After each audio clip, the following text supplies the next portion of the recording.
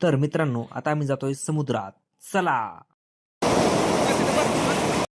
मी इथे कुणाच्या तरी कॅचची वाट बघतोय आणि मी इथे कॅच पकडलाय आणि अंपायरने आऊट सुद्धा दिलाय.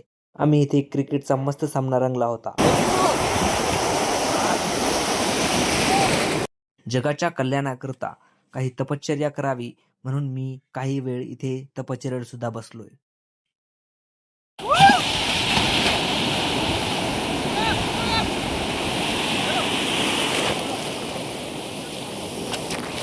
आता आम्ही दोन भावांनी समुद्रावर बाण कशासाठी रोखलेत हे तुम्हाला मी नंतर सांगेन.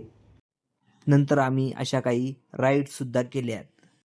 नंतर आम्हाला भूक लागल्यानंतर आम्ही या काकांच्या हॉटेलवर येऊन नाश्ता केलाय. त्यांनी आम्हाला जगाचं सर्व तत्वज्ञान सांगितलं. म्हणजे पैसे देत नसेल ना, मग आम्हाला का पोलिसांना बोलवा तुम्ही.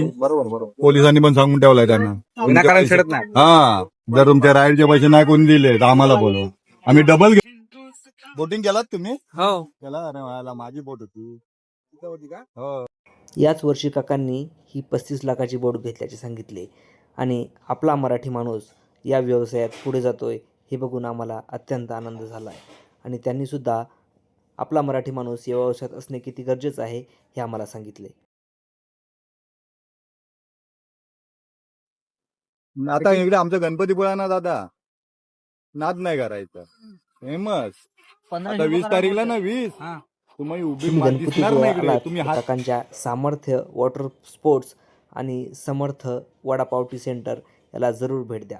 आपला मराठी माणूस नक्कीच या व्यवसायात आणि या क्षेत्रात पुढे गेला पाहिजे. काकांनी आम्हाला तिथल्या भूमिपुत्राची व्यथा सांगितली. त्यांनी जमिनी देऊन सुद्धा तिथल्या उद्योगामध्ये त्यांना स्थान मिळत नाहीये. या कधी मग आपल्या पाहिजे मजबूत ठेवा पक्ष. बिलकुल बिलकुल. ते माणूस त्याशिवाय हे ना बाळासाहेब. काकांचा निरोप घेऊन आम्ही निघालो कोकम सरबत प्यायला आणि या कोकम सरबतवाल्याकडून आम्ही एक कोकम सरबत घेतलंय. पहिले आप करत मीच ते कोकम सरबत घेतलंय आणि एकदम छान आणि थंडगार कोकम सरबत प्राशन केलंय. आता आम्ही आलोय गणपतीपुळेच्या बस स्टँडला. त्यानंतर आम्ही निघालोय पुन्हा एकदा रत्नागिरीकडे. बसमधून दिसणारा सुंदर आरेवारे किनारा बघत आम्ही निघालोय.